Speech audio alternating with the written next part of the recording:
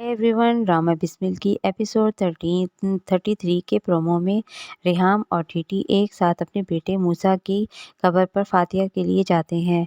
और फातिया के बाद जब टीटी रेहाम से कहता है कि ये कैफियत हम लोगों पर कब तक तारी रहेगी, जिस पर रेहाम कहती है कि क़यामत और मुसीबत एक दफ़ा ही आती है और वो कभी ख़त्म नहीं होती और इसके ज़िम्मेदार सिर्फ तुम हो।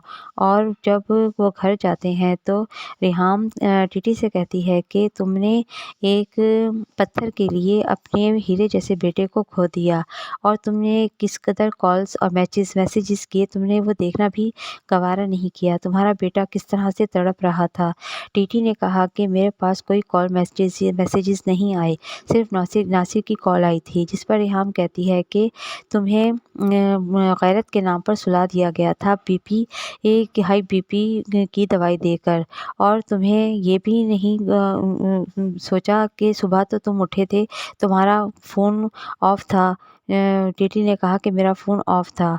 रेहाम ने कहा कि तुम्हारा फ़ोन ऑफ इसलिए किया गया कि तुम्हारे मेरे सारे मैसेजेस और फ़ोन कॉल उसने डिलीट कर दिए थे, जिस पर टीटी को भी हैरत होती है और वो हैरानगी से रेहाम की तरफ देखती है। अब टीटी को भी समझ में आ रहा है कि किस तरह से मासूमा ने उसको वरगलाया और उसके बेटे को इस दुनिया से जाने पर मजबूर किया, और इसमें मासूमा का हाथ है। अब देखते हैं कि आगे किसमें क्या होगा। दूसरी तरफ ज़ुहैब ने भी शादी कर ली है और जब वो बारात लेकर घर आते हैं तो मासूमा कहती है कि हर मर्द एक जैसा होता है, जब तक हासिल नहीं होता तो दुम की हिलाए पीछे पीछे फिरते हैं, और जब हासिल हो जाता है तो टीटी की तरह आंखें फेर लेते हैं।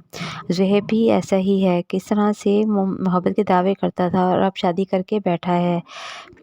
मासूमा टीटी की जायदाद को फुल हासिल करने की कोशिश में है और उसके लिए वो